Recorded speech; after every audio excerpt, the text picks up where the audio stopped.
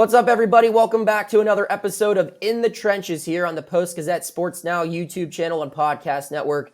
I am Noah Hiles, Pitt beat writer for the Pittsburgh Post-Gazette, and joining me, as always, are our two co-hosts, Jake Kradel and Gavin Bartholomew. Guys, obviously, things have not gone according to plan this season. When I approached you both and talked about doing the show, we had a lot of different visions on how this would all play out.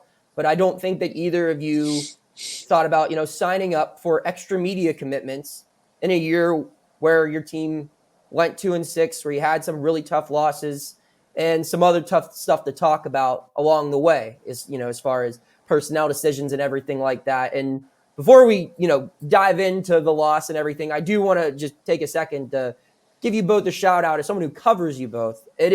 I'm fully cognizant of how tough this is for players to talk about. Like I see it on the faces of guys that have to talk about it in the post game or in the midweek stuff that we do on the facility. It's never fun to talk about, your team struggling and things not going right. And each week you guys come here prepared and ready to do this show. And I think that needs to be pointed out and highlighted. As just someone who's your co-host, I really appreciate that. But with that being said, we do have to talk about another really difficult loss. Pitt lost to Notre Dame Saturday. Final score is 58-7, is the largest loss in the Narduzzi era. Just a tough one. No way around it. The first half was close. The second half, things got really out of control. Things, of course, got a little out of control in the post game as well, which we're going to talk a little bit about as well here. But we're going to start off just focusing completely on the game. Jake, I'll start with you. I mean, you've been around here for a while. This is the worst loss you've been a part of.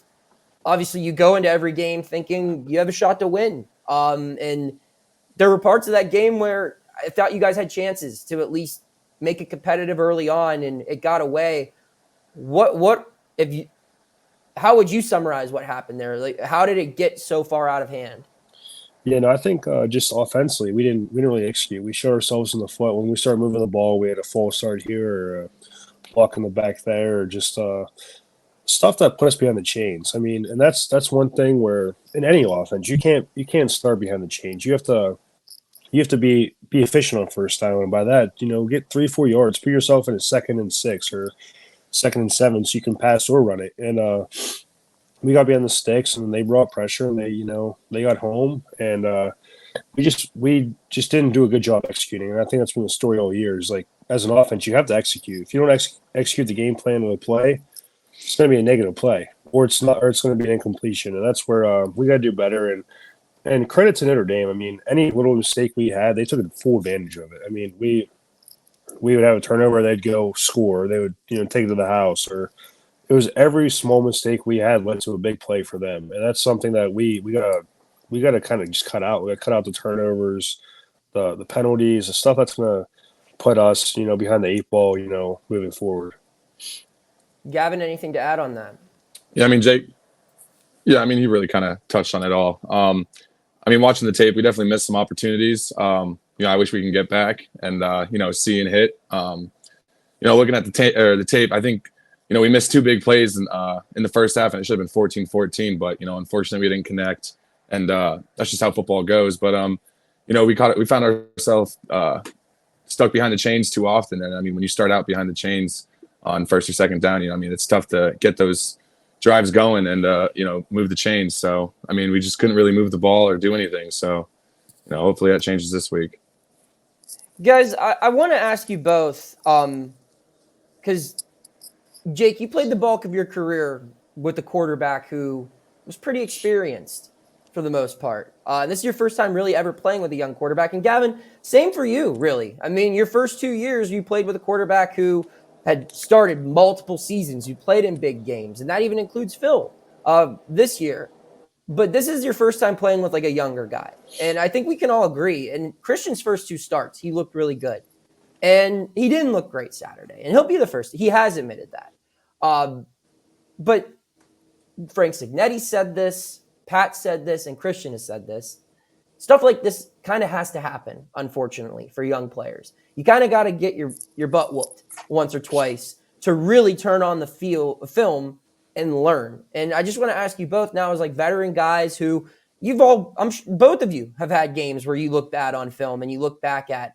Can you just share some personal experiences of, maybe an instance where you did not play well and you turned on the film and truly got better because of it? We'll start with Jake. Yeah, definitely. I think everyone has a couple games in their career where they just have an awful game, and I'll tell you those are the games you learn the most from. When you succeed, you don't necessarily learn that much from those successful games or successful plays. You learn more from the failures, and that's where I think Christian's going to do a great job. He's a guy that, honestly, when you say he's a young guy, I truly it's like I don't even see that. He's a guy that carries himself with so much swagger and just you feel like he's been there for 4 or 5 years. You feel like he's played for 20 games, just the way he carries himself. But no, I mean, like you said, I mean, I feel like this year in the Cincinnati game, I had an awful game, like absolutely terrible. And I feel like from that moment on, I feel like I had a better game versus West Virginia because of that. I fixed where I got beat, and I knew hey, I can't do that. That's one thing. I just gotta, I figured out what I had to correct, and I got it corrected. So I feel like failures are sometimes the best teachers. Yeah, just to add on to him. I mean, I've had plenty of bad games in my career here at Pitt, but it's like he said, when you come out like a win or something like that, you don't really learn that much. You just kind of gain confidence in what you're doing, and you just kind of you're like, okay, I can do this. But when you have a bad game, like Jake was saying, there's so much to learn. I remember sitting in the meeting room on Sunday. Not that I played a terrible game. Just watching everything, everything on the field, you learn so much when you actually take in everything. And I mean, it's a great learning point. So guys, my final question here, based off of the current situation with your team and everything, and we'll get into the post-game stuff next. What motivates you guys right now? Because, I mean, you need to win out to even get to a bowl. And obviously, you're both playing for your university. You're playing for your teammates. You're also playing for your football futures. I think it's safe to say that both of you ideally would like to play at the next level. So, what motivates you to keep coming into the building and knowing that, because you guys haven't been a part of a bad football team here. You've been a part of 8, 9, 10, 11 win football teams that are normally playing in bowls, competing for ACC championships. How do you find motivation when you're not a part of a team like that? I think the biggest thing is just knowing that, we have a chance to make a bowl game. If we take care of November's games, we play in December. That's the biggest motivating factor. And too, I got some of my best friends in that locker room. Why I wouldn't want to let them down just because we're 2-6. That doesn't make too much sense. But I mean, it's just the brotherhood and culture we have here. We're never gonna quit. We're Pitt, we're tough, and we're gonna show up every Saturday and try to win and expect to win. Yeah, like he said, I mean, me personally, I show up just like everyone else, and I do it for everyone else. We share blood, sweat, tears, everything together. I mean, we do everything together. So, I mean, knowing that you have someone by your side giving it their all for you goes a long way. And I think that just keeps the team going and, trying to get another win. So. All right. So we're going to move on to a little bit of discussion about what happened after the game. Before we do, Jake, do you want to talk about what this segment is brought to us by? Yep. In the Huddle was brought to you by the one place in Pittsburgh where you can caffeinate and create. Brushes and Beans Cafe in Murraysville. At Brushes and Beans Cafe, you can enjoy a delicious latte, cappuccino, cold brew, and much more while relaxing and creating your very own masterpiece. For more information, visit our website at www.brushesandbeanscafe.com or give them a call at 724-610-3782. All right. So, unless you've been living under a rock, which I would have to imagine the people who are watching or listening to this podcast are not when it comes to Pitt football. Stuff that happened following the game got pretty crazy. Comments were made. Comments were reported. Then comments were reported with additional, context, and reactions were had. And it was quite the show on social media, on just everything. Saturday night, Sunday, there was a lot of big time reactions to obviously a quote that came from your head coach. And for full disclosure to the listeners and everything, and I think this is completely fair, the players seem to be moving forward, and you don't want to really dwell on stuff that happened a ton in the past. And I think that's completely fair to, not have to continue to backtrack and delve into stuff that the team says it's been handled in the locker room. And that's fair. I'm not going to keep prying at that.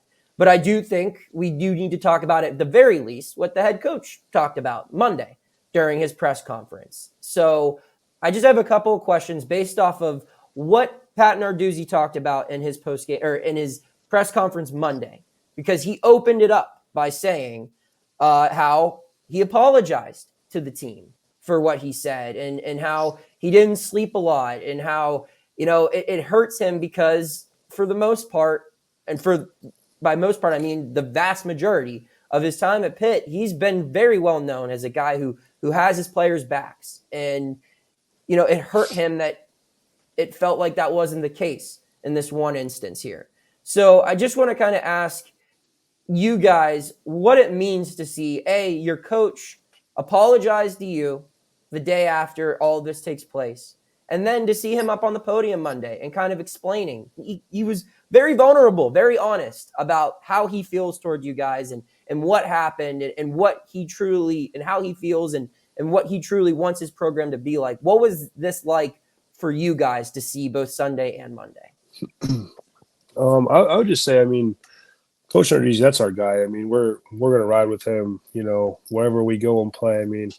I love that guy. He brought me here, gave me an opportunity to, play, 40 some games here so far in my 6-year career. So, I owe everything to him. I know where his heart is. I know what he meant. And, I just think that's how the whole team feels right now. It's one of those things where, we love him, and we're always going to support him. And it's just one of those things where I think the locker room is cool, and, we're just ready to move on as a team.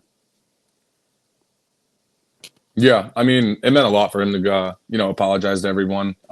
Like he said, Coach Hughes was the only Power 5 coach to give me an offer. So, I have, so much respect and love towards him, and I know he has the same towards me. So, nothing's ever going to change. I know his values and me, and, all that stuff. So, nothing's going to change there. Fair enough. So, and guys, moving forward, I just think that one last question on this is, do you feel like something like that, where you get that reiteration from your coach in a spot like this year where you're coming off a horrible loss, you're 2-6, do you feel like him apologizing and reminding you of how much he cares for not just the two of you, but every person in that locker room? Do you feel like that's kind of needed and good to have? Basically, not because of the situation that led to him saying this, stuff, but overall, like it's a good thing that you guys kind of could talk about it at this level and have that reminder that he cares for you this much with, 1 month of the season remaining.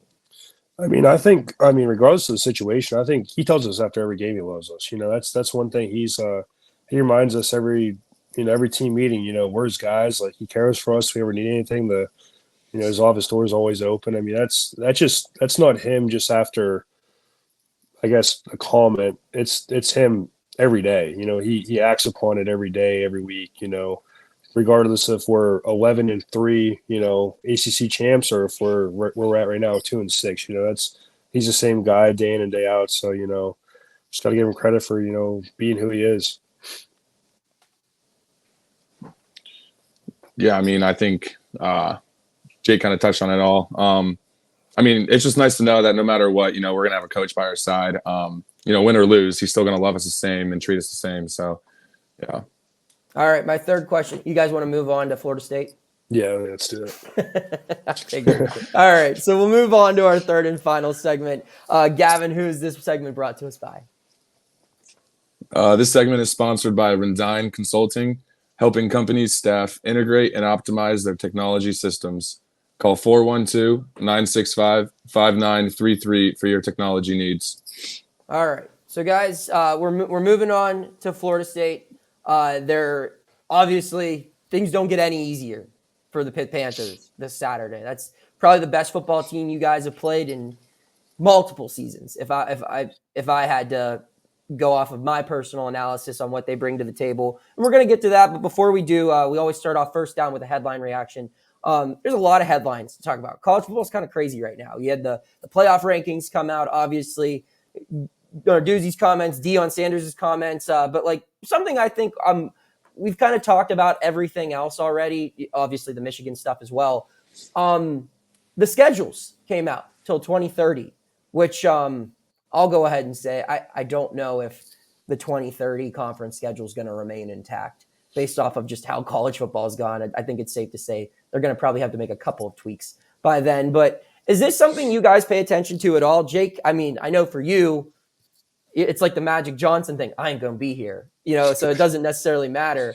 But is this something that interests you when you see like how they're laying it out, the way they kind of construct where you guys play, who you guys play against? Is this something that you guys care about at all?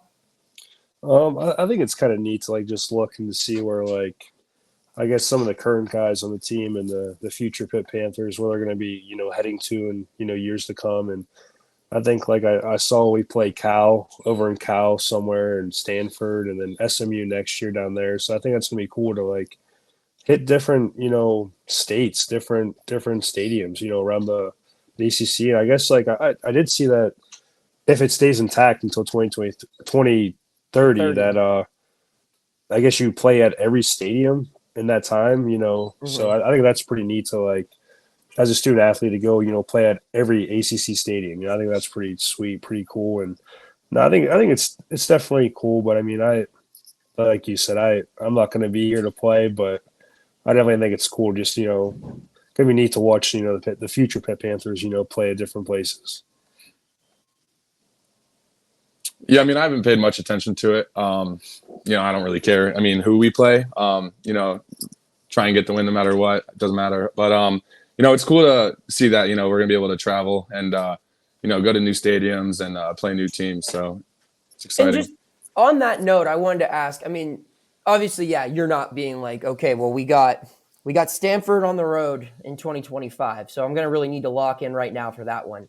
But when you see like, hey, like we get to play at Notre Dame or we get to go to Virginia Tech and see Enter Sandman in person, or, you get to go somewhere new, like SMU, like, is that appealing to you guys? Like, I just want to ask, like, how sick is it to play at Notre Dame? It's got to be really cool. And B, do you enjoy looking ahead to those cool destination games? Yeah, no, I think it was definitely sweet to go play at such a historic stadium, and we didn't get to like tour the campus or anything, but just seeing the stadium playing, and it was pretty awesome. Wish it was a different outcome, but it is what it is at this point. But yeah, no, it's cool. Like playing at Tennessee in 21 was a crazy experience. Playing at Virginia Tech for I think I played there 2 or 3 times was great. Some of those stadiums where it's like wow, like these are once in a lifetime opportunities. Really, that's what makes college football so great. Yeah, I mean, Notre Dame was awesome. Everything I dreamed of, I guess you could say. Looking at it, I marked that one on the calendar. Like, all right, that's gonna be a pretty cool game to play in. Like Jake said, unfortunately, it would have been better if we won. But no, playing at all those different ACC stadiums like Virginia Tech, the Enter Sandman. I mean, it's awesome, man. That was where I scored my first touchdown. So that holds a special place in my heart. But there's a lot of cool schools and traditions that they have. All right, so we'll move on now to Florida State. Say something nice about Florida State. We'll start with Gavin. Yeah, I mean, they're as advertised, I guess you could say. They're looking at the film. They got some dudes on their team. Up front, they're pretty big. They're strong, but I think we'll be able to bring it to them. And they're good in the pass and good tacklers and all that. So it'll be fun. Yeah, no, they're an extremely talented crew. I mean, they're veterans. They have probably the best defensive end in the ACC. And then even their D tackles. I mean, they're really good. I've played the one D tackle, 55. I played against him last year when he was at Western Michigan, and he's a hell of a player. And then their other interior guys are studs. I mean, I played a couple of them back in 2020, so you can only imagine that's 4 years ago. They've got extremely better since then. So it's gonna be a great matchup for all of us, and we're super excited for the game on Saturday. All right. So we'll move down to third down, which is the practice player of the week, guys. Who has been standing out in practice this week? You got to go. I'm gonna go with Christian. I feel like, obviously we had a tough loss last week, but coming into this week, he prepares the same way every week, but I guess you could say like more of a, I guess like demeanor almost, like, all right, like we're hungry. We need a win. So his preparation he had for this week and just really controlling the offense, I felt like he did a really good job. I have to go with Ryan Baer. I think Ryan Baer has really been stepping up as a young offensive lineman. He gets better each week. That's what, like, with experience, you're going to get better. That's the thing where I feel like he's a young guy. He's a redshirt freshman, and he has a couple of starts under his belt now, and he's just each day in practice, I can just see him just working on different little things, just getting better and better. So I'm excited to see what he does this week. All right, and last but certainly not least, keys to victory, guys. In 5 words or less, how does Pitt pull off an upset against Florida State? Win the turnover margin. Win the turnover margin. Gavin? Score points. All right. That's those things help. Those things certainly help. All right, guys. Well, I think that's all we got for this show. Thank you to everyone who tunes in as always, and keep it tuning in here to the Post-Gazette Sports Now YouTube channel and podcast network. I'm Noah Hiles signing off today, and we'll see you next week. Thank you for checking out this content from Post-Gazette Sports. If you enjoyed the video, please like it and subscribe to our YouTube channel. Check out our Apple Podcast channel for more podcast content. Click below for a special deal of 99 cents for a 3-month subscription to the Pittsburgh Post-Gazette.